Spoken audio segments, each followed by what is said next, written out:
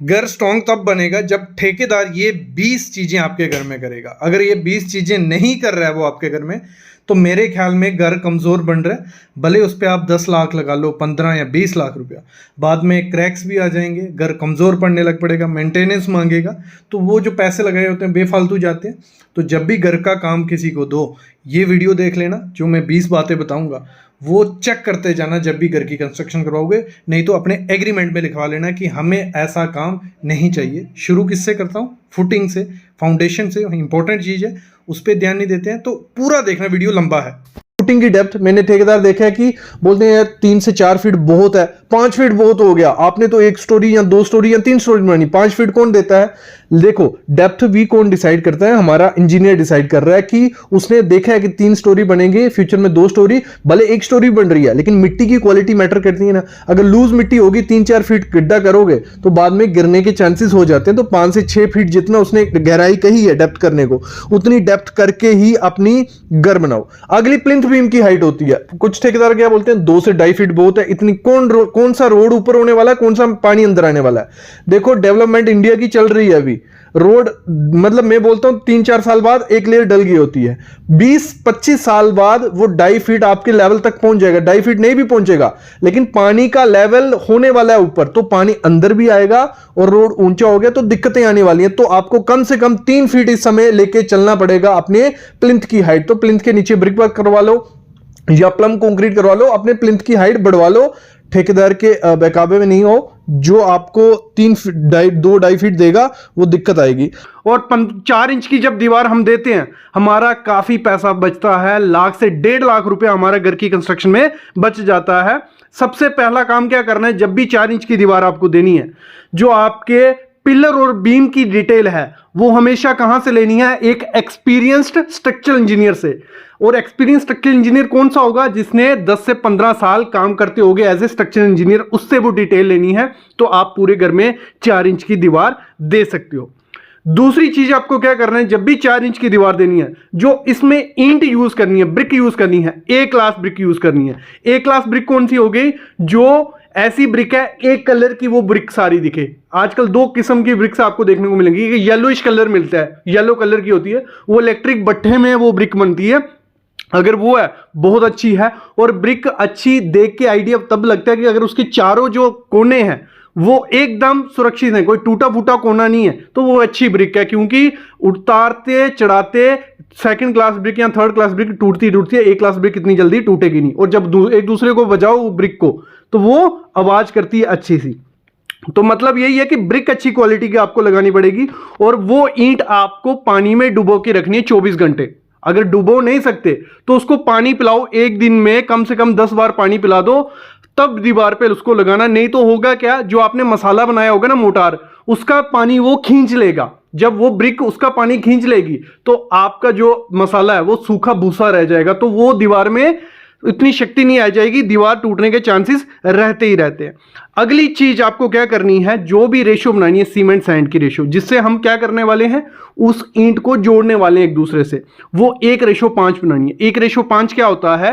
1 ratio में cement, अगर 50 kg cement डाल रहे हो तो आपको 250 किलो क्या डालनी है? सैंड डालनी है। तो इस तरीके से बनाना है आपको। और आपको क्या करना है, जब वो मोटार बनानी है 45 मिनट के अंदर उस मोटार को लगा देना, मसाले को लगा देना। नहीं तो उसकी शक्ति कम हो गई होती है, सीमेंट की स्ट्रेंथ कम हो गई होती है। और क्या एक टिप, एक्स्ट्रा टिप दे देता हूं मैं, चलो आपका अगर बजट का कोई इशू नहीं है तो एक केमिकल आता है प्लास्टर मास्टर, वो उस सीमेंट मोटार में डाल लो। एक चीज ये कर लो, दूसरा उसमें रैक्रोन 3S फाइबर डाल लो। ये 2 चीजें अगर डालोगे तो आपका जो मोटार होगा, मसाला होगा, वो और ज्यादा स्ट्रॉन्ग बन जाएगा। जरूरी नहीं है डालना, अगर नॉर्मल बना रहे हो नॉर्मल भी बना सकते हो, तब भी स्ट्रेंथ अच्छे से आ जाएगी, कोई इशू नहीं आएगा। अगली चीज होती है कॉलम की लैपिंग देनी पड़ती है। जब पिलर का लैप जो रहता है, सरिया जो रहता है, कहीं भी नहीं देना होता है। तो ठेकेदार क्या करते हैं, एक नीचे से सरिया खड़ा कर देते हैं 7 मीटर और 5 मीटर का, ठीक है, क्योंकि 12 मीटर का लेंथ आ रहा है, 40 फुट की लेंथ आ रही है, उसकी कटिंग करके खड़े कर देते हैं। और जब दूसरा फ्लोर पड़ता है, उसी की स्लैब पे लैप आता है। कभी भी जो स्लैब होती है वहां पे लैप नहीं देना, वो सबसे क्रिटिकल जोन होता है फेलियर का, वहां सबसे ज्यादा पिलर फेल होते हैं, तो वहां पे लैप नहीं देना। आपको हमेशा पिलर के सेंटर में लैप आना चाहिए, वो भी आगे पीछे होना चाहिए, अल्टरनेट होना चाहिए, एक जगह पे लैप नहीं आना चाहिए। तो उससे क्या होगा, लोड प्रॉपर से डिस्ट्रीब्यूट होगा। तो उसको बोल दो कि हमारा लैप सेंटर में रहना चाहिए। जैसे 10 फीट हाइट है घर की, ठीक है, तो सेंटर कहां हो गया 5 फीट, तो 5 फीट के आगे पीछे ही आपका लैप होना चाहिए, ना तो 1 फीट पे, ना तो 2 फीट पे, ऐसे, ठीक है। स्लैब की थिकनेस भी दिक्कत देती है। ठेकेदार क्या करते हैं, यहां कंक्रीट बहुत ज्यादा जाता है, क्योंकि अगर आधा इंच भी स्लैब मोटी हो गई तो उनको कंक्रीट सीमेंट लेबर बहुत जा रहा है, तो वो कम से कम स्लैब देते हैं, मतलब 4.5 दे दी या 5 दे दी। तो आपको 5 इंच से कम स्लैब मोटाई नहीं रखनी है, 5 इंच रखनी ही रखनी है। 5 से 6 इंच स्लैब रखो, ज्यादा भी रखने की जरूरत नहीं है, कम भी नहीं। और 4 से 5 के हिसाब से करनी है कि स्लोप आपकी पूरी मेंटेन हो। वो क्या करते हैं, एक जगह 4 इंच कर देंगे, दूसरी जगह 5 इंच कर देंगे कि स्लोप, हमें स्लोप देनी थी, नहीं तो पानी रुकना था आपकी छत पे। तो आप करो क्या, एक जगह 6 इंच दे दो, 6.5 इंच दो भले, तो दूसरी जगह 5 इंच दो। 5 इंच से कम नहीं देने देना, नहीं तो दिक्कत आपको बाद में आने वाली है। आपका छत शिवर करेगा, क्रैक आएंगे, क्योंकि सरिया जो बीच में है, सरिये को मतलब कम से कम 1 इंच ऊपर नीचे जगह चाहिए, नहीं तो वो क्रैक कर देता है, सरिया अंदर सड़ने लग पड़ता है। तो ये चीज भी होती है।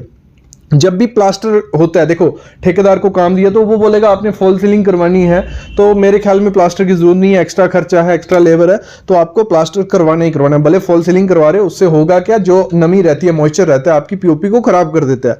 अगर प्लास्टर नहीं करवाया होगा तो सीलन आएगी आपके घर में, तो प्लास्टर करवाना जरूर।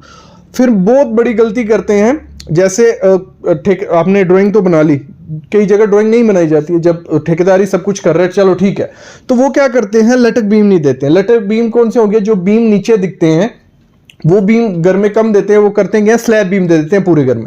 स्लैब बीम सारे घर में नहीं होंगे, अगर एरिया कम है, छोटे छोटे कमरे हैं, लगा लो 7 बाई 8 फीट का कमरा है या 10 फीट का कमरा, 10 बाई 10 से ज्यादा जगह है ही नहीं, तो वहां पे स्लैब बीम दे दोगे चल जाएगा। लेकिन जहां बड़ा एरिया होगा, जहां हॉल है, तो वहां पे आपको लटक बीम देना पड़ेगा, क्योंकि प्रॉपर से लोड डिस्ट्रीब्यूट वही करता है। स्लैब बीम उतना लोड डिस्ट्रीब्यूट नहीं कर पाएंगे। फ्यूचर में जब एक्सटेंशन होगा तो आपकी स्लैब झुकने के चांसेस हो जाते हैं। तो वो ठेकेदार अपना शटरिंग का, लेबर का पैसा बचाने के लिए लटक बीम नहीं देते, क्योंकि उसमें उसको ज्यादा टाइम लगता है, तो वो स्लैब बीम दे देते हैं। तो आपको उसको बोलना है कि जैसे हमारी डिटेल है ड्राइंग की वैसे दो, जहां तो लटक बीम दो। अगर 10-12 फीट से ज्यादा डिस्टेंस हो जाता है किसी एरिया में, वहां लटक बीम ही काम करेगा अच्छे से, नहीं तो दिक्कत आएगी।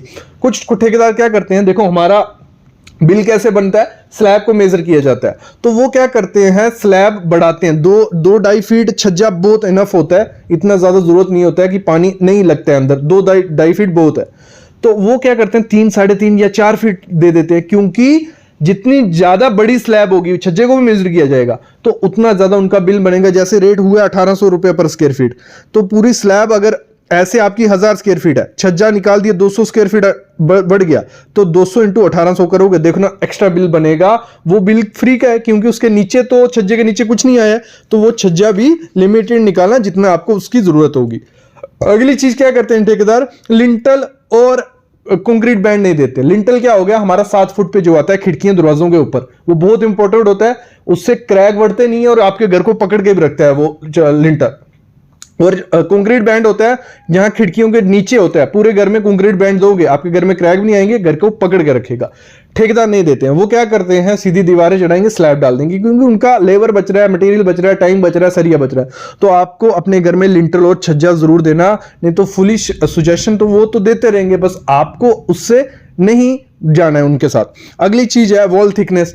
कुछ ठेकेदार क्या करते हैं, आप पिलर और बीम दे रहे हो तो फिर तो जो वॉल का कोई काम ही नहीं है, वो सही भी बोल रहे हैं, वॉल का कोई काम नहीं होता है, लेकिन मैं ये सुजेस्ट करूंगा बाहर की जो दीवारें 9 इंच की रहेंगी तो बहुत अच्छा है, क्योंकि सेफ्टी के पर्पज से भी अच्छा है, सीलन की पर्पज से भी अच्छा है, और प्रॉपर से अगर डिजाइन नहीं हुआ है, कॉलम बीम सही से डिजाइन नहीं हुआ है, तो हमारी जो बाहर की 9 इंच की दीवार होगी वो आपके घर का लोड प्रॉपर से डिस्ट्रीब्यूट कर पाएगी। तो मैं कहूंगा बाहर की तो 9 इंच की दे दो, भले अंदर की 4 इंच की दो, ये चीज भी कर सकते हो। अगली चीज होती है जब स्लैब की शटरिंग होती है, तो ठेकेदार का सबसे ज्यादा टाइम पैसा वहीं जा रहा होता है, क्योंकि शटरिंग में बहुत मटेरियल लगा होता है। तो वो क्या करता है 10 से 12 दिन में शटरिंग खोलने के शुरू कर देते हैं। क्या करते हैं, थोड़ी थोड़ी बल्ली निकाल देंगे, थोड़ा थोड़ा प्लेटें निकाल देंगे, फिर बाद में प्लेटें निकाल के वहां बल्ली खड़ी कर देंगे कि हो जाएगा। नहीं, अगर आपने 14 से 15 दिन से पहले शटरिंग खोली तो आपके घर में मैं बोलता हूं हेयर लाइन क्रैक्स आने के चांसेस हो जाते हैं। ठीक है, तो 14 दिन में कम से कम 90% हमारा कंक्रीट स्ट्रेंथ पकड़ चुका होता है। 14 दिन के बाद शुरू कर सकते हो, लेकिन विंटर में नहीं करना है। जहां पीपीसी सीमेंट अगर स्लैब में यूज कर रहे हो तो कम से कम 18 से 19 दिन रुक जाओ, फिर थोड़ी अच्छी स्ट्रेंथ आ गई होती है, उसके बाद खोल लो, फिर जो वर्टिकल प्रॉप्स लगा सकते हो। अगली चीज होती है, जब भी हम क्या करते हैं, मैंने देखा है सीढ़ी बनाते हैं, कुछ ठेकेदार क्या करते हैं, नीचे कंक्रीट की बेस स्लैब होती है, ये कंक्रीट की स्लैब डाली, उसके ऊपर ईंट का टप्पे बना देते हैं। वो डेड लोड बनाता है किस पे, बेस स्लैब पे। बेस स्लैब थोड़े टाइम बाद झुकने के चांसेस हो जाते हैं, तो आपको ऐसा नहीं करना है। पूरी जो सीढ़ी है कंक्रीट की, उसको बोलो प्रॉपर से सरिया दे नीचे ऊपर, नहीं तो बाद में आपकी सीढ़ी झुक सकती है, प्लास्टर निकलने के चांसेस हो जाते हैं। जब भी इस घर की कंस्ट्रक्शन करवाते हैं, सरिये के काम में दिक्कत देते हैं ठेकेदार, उनका हुक जो रहता है, सिर्फ रिंग होते हैं ना, उनका हुक सीधा रखते हैं, क्योंकि उनका टाइम ज्यादा लगता है। अगर हुक प्रॉपर से यू रखेंगे, ऐसे हुक रखना होता है, पूरा अंदर हुक रहे, अंदर हुक रहेगा, आपके सरिये को पकड़ के रखेगा। लेकिन वो सीधा रखते हैं कि जल्दी जल्दी हुक बन जाए, जल्दी जल्दी सरिये में डल जाए, और स्पेसिंग भी अपने हिसाब से देते हैं, जो ड्राइंग पे मेंशन होगा वही बोलना।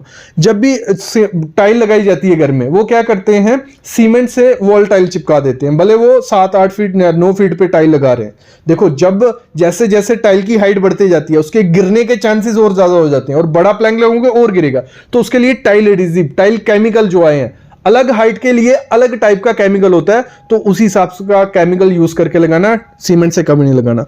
अगली चीज क्या करनी है, जो डोर वगैरह हम लोग घर में लगवाते हैं, जब आप ठेकेदार फुल मटेरियल दे देते हो काम, तो वो क्या करता है, फ्लश डोर लिख देता है कि फ्लश डोर लगा के दूंगा। लेकिन फ्लश डोर सॉलिड भी होते हैं और अंदर से खाली भी होते हैं, तो वो देख लेना अच्छी क्वालिटी का फ्लश डोर लगा रहा है नहीं लगा रहा है, क्योंकि जो अच्छी क्वालिटी का होगा वो 6-7 हज़ार के से ही स्टार्ट होता है, बाकी 3-4 हज़ार रुपये का मिलेगा, वो अंदर से खाली रह सकता है। देखो, अगली चीज क्या होती है, जब भी हम एटीटी करवाते हैं, हमारे ठेकेदार ने बोला था कि हम ट्रीटमेंट कर देंगे, एंटी ट्रीटमेंट, लेकिन वो करता क्या है, थोड़ा थोड़ा कर देगा, मतलब सामने सामने आपको दिखा देगा कि एटीटी हो रहा है। नहीं, उसको बोलना है फुटिंग में अलग से एटीटी होगा, क्योंकि स्प्रे भी किया जाता है एटीटी, और होल करके जो प्लिंथ होता है हमारा, उसके चारों तरफ होल किए जाते हैं, उसमें केमिकल फिल किया जाता है, भरा जाता है, और 1:19 का माल बनाना है। मतलब 1 लीटर अगर केमिकल है, 19 लीटर उसमें पानी डलेगा। और जब चिकन मैश लगानी है, ठेकेदार क्या करते हैं, सिर्फ जहां हमारा कॉलम और ब्रिक का जॉइंट होता है वहीं लगाते हैं। नहीं, आपको बीम और ब्रिक के जॉइंट पे, 2 ब्रिक का जॉइंट है, वहां पे हर जगह फाइबर मैश और चिकन मैश लगानी है, फिर आपके घर में क्रैक्स नहीं आएंगे। और साथ ही साथ आपको क्या करना है, जो कवर ब्लॉक होता है, बहुत इंपॉर्टेंट चीज होती है कवर ब्लॉक, आपके घर में ठेकेदार यूज नहीं करेगा, कईयों को पता भी नहीं होता है। तो कवर ब्लॉक अगर नहीं होगा, सरिया बाहर दिखेगा, बाद में सरिया सड़ जाता है और हमारा घर कमजोर हो जाता है। जितना भी सरिया आपने प्रोवाइड किया होगा, अंदर अंदर से वो सड़ने लग पड़ता है, अगर थोड़ा भी बाहर वो सरिया रह जाए। कंक्रीट का ग्रेड देखो, आपके ड्राइंग में मेंशन होता है कि कंक्रीट का ग्रेड M25 आपके पिलर में डलेगा, M20 आपके बीम में डलेगा, जो भी लिखा हुआ है। हमारे आर्किटेक्ट ने हमें वो समझा दिया है कि आपको इतना ग्रेड डालोगे तो जो पिलर बनेगा, जो बीम बनेगा, वो सही से लोड डिस्ट्रीब्यूट कर पाएगा, भले अर्थक्वेक आएगा, आपका घर गिरेगा नहीं। ठीक है, जब कॉन्ट्रैक्टर वो कंक्रीट बनाता है, एक तो पहले वो हाथ से मिक्स करते हैं, वो M25 की जगह M20 बनना है, क्योंकि अच्छे से मिक्सिंग नहीं हो रही है। और जब मटेरियल बनाना, देखो M25 जो होता है, ये ग्रेड होते हैं, इससे स्ट्रेंथ पता चलती है हमारे कंक्रीट की। जैसे M25 है 1:1:2 का कंक्रीट का माल बनना है, लेकिन अगर आप सही से मेजर करोगे, जैसे 1 बोरी सीमेंट रहेगा, 1 बोरी आपकी सैंड रहेगी, और 2 बोरी एग्रीगेट रहेगा। जहां ठेकेदार जोलजाल कर सकता है, जहां ज्यादा सैंड या एग्रीगेट डाल के सीमेंट कम डालेगा, पैसे बच सकते हैं। तो आपको करना क्या है, उसको बोलना है कि प्रॉपर मिक्सिंग के लिए कोई इंस्ट्रूमेंट रखे, भले तगारी रखे, भले कुछ भी रखे, जिससे आइडिया लग जाए कि 1 सीमेंट बैग में 1 सैंड डल रहा है, 2 एग्रीगेट डल रहे हैं। अगर M20 का है तो 1.5 3 का माल बनाना है। तो मतलब कहने का मतलब यही है, कंक्रीट बनाते समय आपको बीच बीच में चेक करते रहना है कंक्रीट सही से बन रहा है नहीं बन रहा है। और फुलिश और कॉन्ट्रैक्टर क्या बोलते हैं कि जो तराई है, क्यूरिंग है, ऐसे भी सर्दी है, अभी सुबह में अगर इसको पानी देंगे तो दिक्कत आएगी, तो आपको तराई 10 से 12 दिन करनी है, तभी वो कंक्रीट M25 का M25 रहेगा। तो कभी भी कॉन्ट्रैक्टर के बहकावे में नहीं आना है, आपको 12 दिन तराई करनी है। वो जल्दी तराई इस कम भी करते हैं कि कंक्रीट जल्दी स्ट्रेंथ पकड़ ले, भले क्रैक आए लेकिन उनकी शटरिंग खुल जाए। शटरिंग जल्दी खोलने के चक्कर में पानी तराई कम करते हैं, तो ये चीज उसको नहीं करने देनी है। अगली मोस्ट इंपॉर्टेंट चीज होती है, आपको ठेकेदार क्या बोलेंगे, जैसे कोई स्टील डिटेल बना, आपने ड्राइंग बनाई किसी आर्किटेक्ट से, स्ट्रक्चरल इंजीनियर से आपने स्टील की डिटेल बना ली, आपको कुछ ठेकेदार बोलेंगे कि ये एक्स्ट्रा स्टील इसमें दिया है, कईयों में बोलेंगे कि ये स्टील गलत दिया है, कईयों में बोलेंगे ये पिलर का साइज बहुत ज्यादा है। जब भी आर्किटेक्ट डिजाइन करता है, वो घर 1 स्टोरी आप बनाने वाले हो, 2 स्टोरी के हिसाब से आपको सरिया देगा, 3 स्टोरी के हिसाब से, अगर 2 स्टोरी बनाने वाले हो 3 के हिसाब से देगा, क्योंकि वो फ्यूचर प्लानिंग लेके चलते हैं। आपने एक्सटेंशन करना ही होता है। आप अभी सोचोगे 1 साल पहले कि नहीं हम इतना ही बनाना है, ऊपर जाना ही नहीं है, लेकिन आप 10 साल या 15 साल बाद वो आपका बेटा कर देगा, तो तब आप सरिया तो दे नहीं पाओगे, तो वो पहले लेके चलता है। लेकिन ये ठेकेदार को नहीं समझ आती है, क्योंकि उसने विद मटेरियल अगर आपने उसको काम दिया है तो चाहेगा कम से कम सरिया लगे। तो आपको जो भी ड्राइंग होगी आर्किटेक्ट से बनवानी है, और जितना जैसा सरिया उसने कहा है वैसे देना, और आर्किटेक्ट एक्सपीरियंस होना चाहिए, ये पहली शर्त रहती है। किसी सिविल इंजीनियर या किसी फ्रेशर से बना लोगे तो दिक्कत रहेगी, वो दिक्कत रहती है क्योंकि एक्सपीरियंस इतना नहीं होगा। तो एक्सपीरियंस से बनाओ, जितनी डिटेल हो वही देनी है। फ्यूचर के हिसाब से सरिया दिया रहता है, काफी चीजें इंजीनियर देख कर सरिया देते हैं। ठेकेदार का ये होता है कि पुराना में हमने 1 स्टोरी का या 2 स्टोरी का घर बनाया था, उसमें तो रॉड अलग थे, वहां मिट्टी अलग थी, वहां हवा अलग थी, सब चीजें देख के ही स्टील डिटेल बनाई जाती है। तो एक्सपीरियंस आर्किटेक्ट से ही स्टील डिटेल या ड्राइंग बनाना।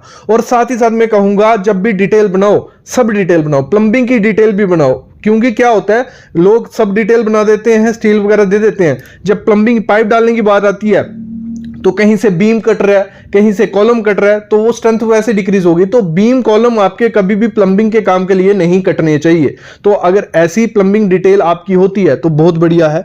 अगली चीज होती है हाकिंग की जाती है। आपको पता है हाकिंग क्या होती है? As a site engineer building construction में आपको पता होना चाहिए हाकिंग क्या होती है। हाकिंग होती है कोई भी कंक्रीट का सरफेस है, भले वो कॉलम है, बीम है, तो उसमें हम प्लास्टर करते हैं, तो कंक्रीट का सरफेस क्या हो जाता है, शटरिंग खुलने के बाद स्मूथ होता है वो, तो उस पर प्लास्टर चिपकाएंगे तो वो क्या होगा, पपड़ी बन के निकल जाएगा।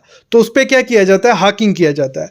और आपको चेक करना होता है जब हाकिंग की जा रही है वो सही तरीके से की जा रही है कि नहीं की जा रही है। सबसे पहली चीज करनी होती है, IS कोड हमें कहता है कि जो हाकिंग की जाएगी पिलर के या कॉलम के सरफेस पे, वो 1 स्क्वायर मीटर में 300 से 350 बार खड्डे होने चाहिए उसमें। और उन खड्डों की डेप्थ कितनी होनी चाहिए, वो डेप्थ होनी चाहिए 2 से 3 mm, और चौड़ाई विड्थ कितनी होनी चाहिए, लेंथ कितनी होनी चाहिए, 25 से 50 mm। तो इस तरीके से आपको चेक करना है। अगर स्क्वायर फीट में देखना हो 70 से 80 खड्डे वहां होने चाहिए जब ये हाकिंग की जाती है। ये जो डेप्थ बनाई जाती है इस पे जब हम प्लास्टर करते हैं वो सही से होते हैं। और एज ए साइट इंजीनियर आपको चेक क्या करना है, जब कॉलम की डी शटरिंग होती है, हम कॉलम की शटरिंग कब खोलते हैं, 17 से 24 घंटे बाद, ठीक है। जो भी वर्टिकल सरफेस रहता है उसकी 17 से 24 घंटे बाद शटरिंग खोल दी जाती है। जैसे ही शटरिंग खुली उसकी क्यूरिंग करवानी है आपको 2 से 3 दिन, मतलब 3 दिन 72 घंटे से पहले, जब शटरिंग खुल जाए 72 घंटे से पहले आपको उस पर हाकिंग नहीं करनी है। जब 72 घंटे से पहले हाकिंग करोगे उसमें होगा क्या, उसमें हेयर लाइन क्रैक्स आ जाते हैं, छोटे छोटे क्रैक्स क्रिएट हो जाते हैं, और वो क्रैक्स क्या होते हैं बाद में बड़े होते हैं और कॉलम आपका कमजोर हो जाता है फ्यूचर में।